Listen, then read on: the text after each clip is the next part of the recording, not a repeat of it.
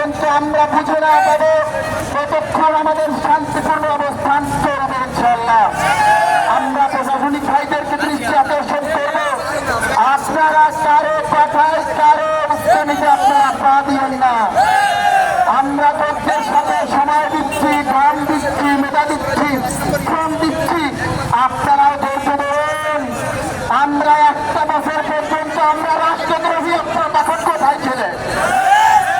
এক বছর পর্যন্ত আমাদের ছেলে দিয়ে চাল মানা হচ্ছে, তখন আপনারা কেন কথা বলেন নাই? এখন আপনারা সুশীলগিরি দেখাতে আসতেছেন।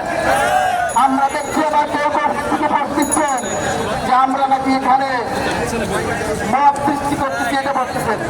এক বছর আপনাদের এই সুশীলগিরি মাথায় ছিল না যে ওই জুলাই যোদ্ধারা তারা তো সন্ত্রাসী। এখন ওই জুলাই যোদ্ধারা ওই শহীদ পরিবাররা তাদের কিভাবে তলব না দিলেন সেই চিন্তা তখন আপনাদের ছিল না। আজকে আমরা এখানে অবস্থান করলাম, রাস্তা বন্ধ সুশীলগিরি দেখাতে আসছে না। এক বছর আপনাদের সেই সুশীলগিরি কোথায় ছিল? আমরা তাদের উদ্দেশ্য বলতে চাই, আজকের শাহবাগের এই জুলাই যোদ্ধাদের অবস্থান অবরোধের বিরুদ্ধে যারা করণ করবেন, আমরা আপনাদেরকে অভ্যুত্থানের শত্রু হিসেবে চিহ্নিত করব। আমরা আপনাদেরকে জুলাইয়ের শত্রু হিসেবে চিহ্নিত করব। সংগ্রামী ভাইরা, আমরা এখানে এসেছি কোন দলের নয়, কোনো মতের নয়, কোনো আদর্শের নয়, কোনো রাজনৈতিক দলের নয়। আমরা শুধুমাত্র জুলাই যোদ্ধার পরিচয় এখানে এসেছি। আমরা জুলাইয়ের সহযোদ্ধার পরিচয় আমরা এখানে এসেছি। শহীদ পরিবারের সম্মানিত শহীদদের পরিবাররা এখানে এসেছে। অতএব আপনাদের সাহস কি করে হয় এই জামায়াতের উপরে লাঠি চার্জের মতো দুঃসাহস দেখানোর? আমরা এখানে এসেছি শান্তিপূর্ণ অবস্থান করার জন্য। আমরা শান্তিপূর্ণ অবস্থান করবো ইনশাআল্লাহ।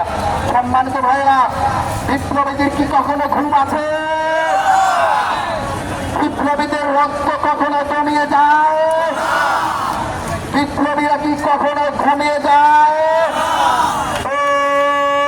প্রশ্ন সংগ্রাম, এই দালালিনা রাজপথ, এই দালালিনা রাজপথ, এই দিয়েছে রক্ত, এই রক্তের বন্যায়, এই দেশে যাবে অন্যায়, এই রক্তের বন্যায়, এই আবু সাইদ মুগ্ধ, এই শেষ হয়নি যুদ্ধ, ওই আবু সাইদ মুগ্ধ, এই শেষ হয়নি যুদ্ধ, এই ডাক্তারি সরকার, এই জুলাই সনদ সরকার, এই ইন্টারিম সরকার, এই ডাক্তারি সরকার, এই জুলাই সনদ সরকার, এই জুলাই আমার